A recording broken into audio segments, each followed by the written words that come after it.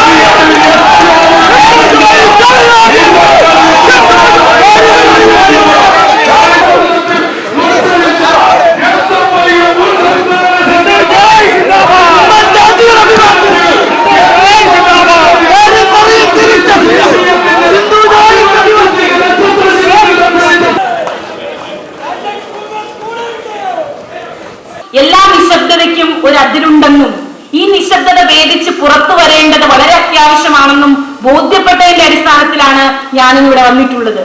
കഴിഞ്ഞ 10-18 വർഷക്കാലമായി communist party of India മാർക്സിസ്റ്റിന്റെ ഒരു പ്രവർത്തകയായിരുന്നു ഞാൻ, ഒരു നേതാവായിരുന്നു, ജില്ലാ കമ്മിറ്റി അംഗമായിരുന്നു ഞാൻ. SFIയുടെ അഖിലേന്ത്യാ വൈസ് പ്രസിഡന്റും DYFIയുടെ സംസ്ഥാന കമ്മിറ്റി അംഗവുമായിരുന്നു ഞാൻ. പക്ഷെ ഇന്ന് രാവിലെ ആ ബന്ധങ്ങളെല്ലാം പൊട്ടിച്ചെറിഞ്ഞുകൊണ്ട് ഇന്ത്യൻ നാഷണൽ കോൺഗ്രസിന്റെ ഒരു സാധാരണ പ്രവർത്തകയായി കടന്നു വരുവാൻ ഞാൻ തീരുമാനിച്ച വിവരം ഇതിനോടകം തന്നെ നിങ്ങളെല്ലാവരും അറിഞ്ഞു.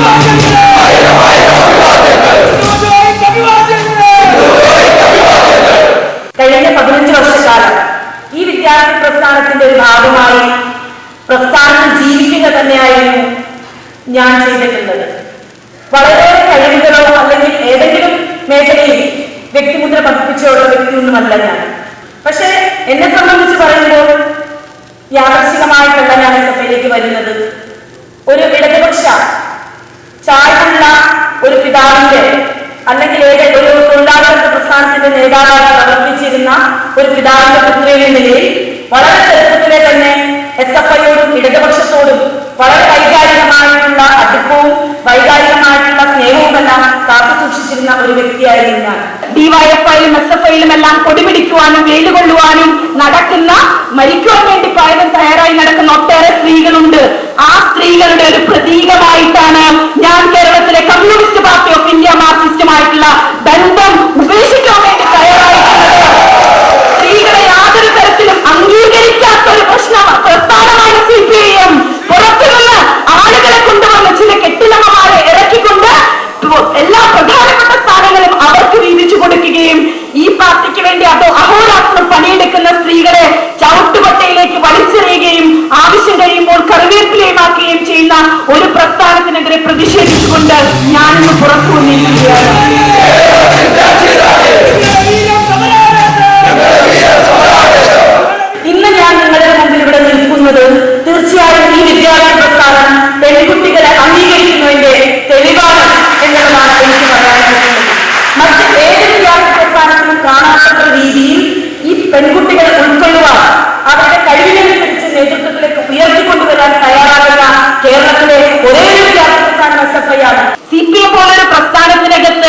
എന്തിനും തയ്യാറായി, ഒരുപക്ഷെ നിരോധനാജ്ഞ പോലും ലംഘിച്ചുകൊണ്ട് മരിക്കുവാൻ വേണ്ടി പോലും തയ്യാറായി ഒരവസരത്തിൽ പ്രവർത്തിച്ചിട്ടുള്ള ഒരു വ്യക്തിയാണ് ഞാൻ.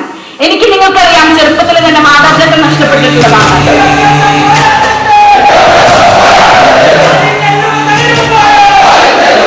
എന്റെ ജീവിതത്തിൽ വ്യക്തിപരമായിട്ടുള്ള ഒട്ടേറെ പ്രശ്നങ്ങൾ ഉണ്ടാകുമ്പോൾ അതെല്ലാം തരണം ചെയ്യുവാൻ എനിക്ക് കരുത്ത് നൽകിയിട്ടുള്ളത് ഈ പ്രസ്ഥാനമാണ്. എന്റെ മാതാപിതാക്കളെ പോലും ഒരു വേളയിൽ നഷ്ടപ്പെടുന്ന അവസരം ഉണ്ടായപ്പോൾ എനിക്ക് കരുത്ത് നൽകിയത് ഈ പ്രസ്ഥാനം. എനിക്ക് കഴിഞ്ഞ പഞ്ചായത്ത് തെരഞ്ഞെടുപ്പിൽ വോട്ടുണ്ടായിരുന്നില്ല. എന്തുകൊണ്ടാണെന്ന് നിങ്ങൾ മനസ്സിലാക്കണം. വോട്ടർ ലിസ്റ്റിൽ പേര് ചേർക്കുവാനായിട്ട് എനിക്ക് വീടില്ല എന്നുള്ളത് കൊണ്ടാണ് അത്തരത്തിലൊരു കാര്യമുണ്ടായിരുന്നത്.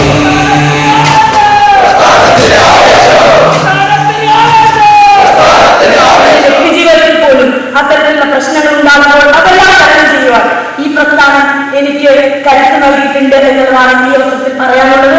അപ്പൊ അങ്ങനെ തികച്ചും വിഷമത അനുഭവിക്കുന്ന എന്റെ പോലൊരു സ്ത്രീയെ സംരക്ഷിക്കുവാൻ വേണ്ടി കമ്മ്യൂണിസ്റ്റ് പാർട്ടി ഓഫ് ഇന്ത്യ മാർക്സിസ്റ്റിനും അതിന്റെ നേതൃത്വത്തിനും കഴിഞ്ഞില്ല എന്നുള്ളത് എന്നെ ഏറെ ദുഃഖിപ്പിക്കുകയാണ്.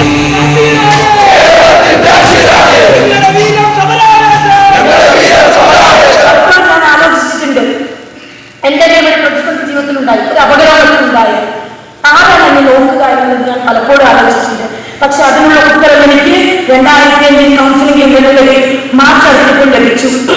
ഗ്രനേഡ് പരിക്ക് പറ്റി തിരുവനന്തപുരത്ത് കിടക്കുമ്പോൾ എന്റെ ഇടത് കാലമാണ് പരിക്ക് ഗുരുതരമായിരിക്കുന്നത്. അങ്ങനെ ക്ലാസ് എല്ലാം കിടക്കുമ്പോഴാണ് എന്നെ കാണാൻ വന്നത്.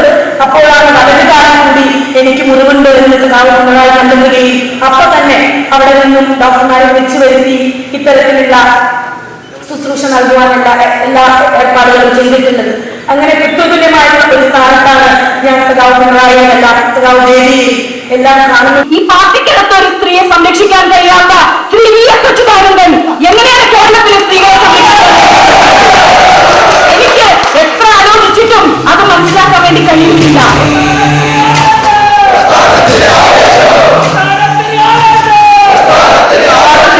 ജനാധിപത്യത്തിന്റെയും സോഷ്യലിസത്തിന്റെയും കാരണമായിക്കൊണ്ട് ഈ ശുക്രരാജ്യത്തിൽ കണിവരക്കുവാൻ കേരളത്തിലെ വിദ്യാർത്ഥികൾ ഒന്നടങ്കം തയ്യാറാക്കുന്നതെന്ന് തന്നെയാണ്.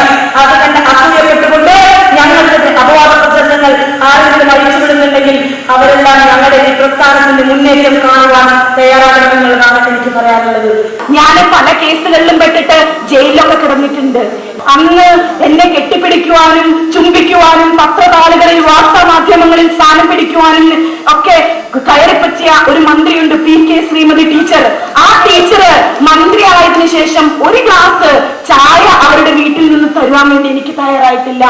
പ്രശ്നങ്ങൾ പേഴ്സണലായിട്ട് ഉൾപ്പെടെ ഉണ്ടാകുമ്പോൾ അതിൽ സാന്ത്വനിപ്പിക്കാൻ വേണ്ടി ഒരു CPM-ന്റെ വനിതാ നേതാവും ഇതുവരെ തയ്യാറായിട്ടില്ല.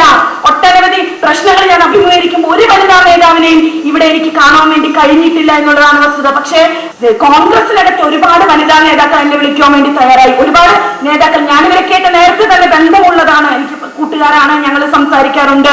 ശ്രീമതി പത്മജ വേണുഗോപാൽ, ഷാഹിദ കമാൽ, അതുപോലെ തന്നെ ഒരുപാട് ആളുകൾ.